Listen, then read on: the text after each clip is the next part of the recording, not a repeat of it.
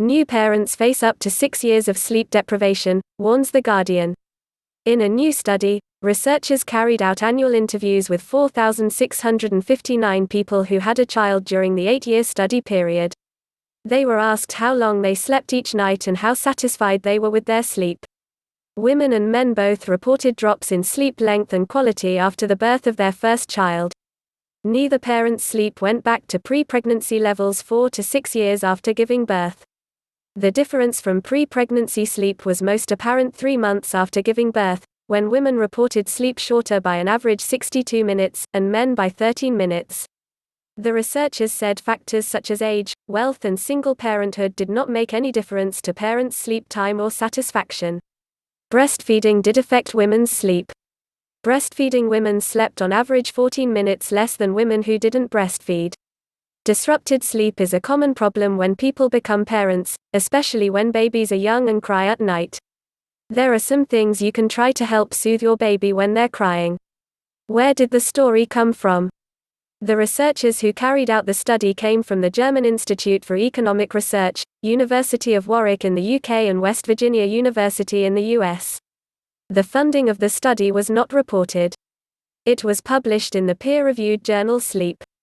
The Guardian published an accurate and balanced report of the study. What kind of research was this? This was a cohort study. Studies of this type are useful for establishing how many people in a large group have a problem such as sleep deprivation, and what it is linked to. However, it cannot prove that one factor, childbirth, directly causes another, sleep disruption, as other factors may also be involved. What did the research involve? Researchers used data from a large population study that invites adults representative of the German population to take part in an annual survey. The survey included 2 questions about sleep. How long people slept on average on a weekday and weekend, how satisfied they were with their sleep. On a scale of 0 to 10, where 0 is completely unsatisfied, researchers used results from 2,541 women and 2,118 men who reported the birth of a first, second or third child during the study period, 2008 to 2015. Additional information gathered in the study included the family income, type of housing, whether the family included 1 or 2 parents, presence of other children and whether the mother breastfed. Researchers looked at how sleep changed during pregnancy and then in the months and years after the child was born. They compared sleep after the birth of a child to the parents' pre-pregnancy sleep reports, separated into male and female parents. They then looked to see whether additional factors such as household income made a difference to the level of change in sleep length or satisfaction. What were the basic results? Before pregnancy, men and women reported similar sleep length of 7 hours 9 minutes women and 7 hours 11 minutes men. The biggest change in sleep came 3 months after the birth of a first child. Compared to pre-pregnancy sleep, women slept an average 62 minutes less, and scored 1.81 points lower on the 0 to 10 scale of sleep satisfaction. Men slept an average 13 minutes less, and scored 0.79 points lower. Women's sleep length and quality also declined after the birth of their second and third children, but not to the same extent. This may be because their sleep was already shorter and less satisfying after the first child. Men also had a drop in sleep length after their second and third child, although their sleep satisfaction was unaffected by the third child.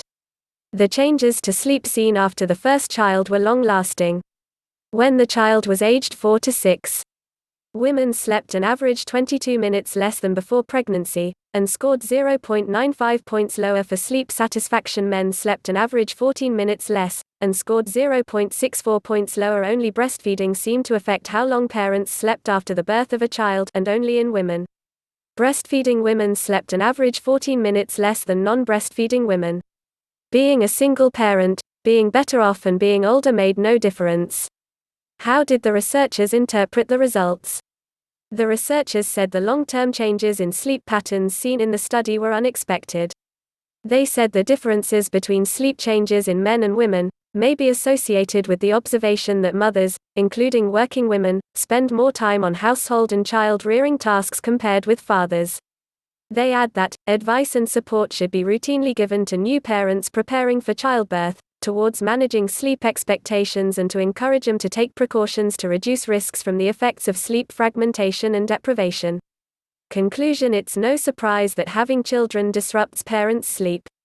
However, it is surprising that the change is so long-lasting, with sleep not having recovered to pre-pregnancy levels 4 to 6 years later. The study provides interesting information to quantify the amount of sleep loss parents experience, and how that changes over time. It does have some limitations, mainly that the sleep information is based on self-report, not backed by technical measures. However, it would be very difficult to record sleep on a large population. The survey was only carried out annually, which might distort some data if sleep differs depending on the season of the survey. The breastfeeding information is limited because women were not asked whether they breastfed exclusively, or supplemented feeds with bottles. If you're expecting a child, it makes sense to prepare for a certain amount of sleep disruption, especially in the first 3 months of the child's life. It may help to know that sleep does improve over time, even if parents don't completely return to pre-pregnancy sleep patterns.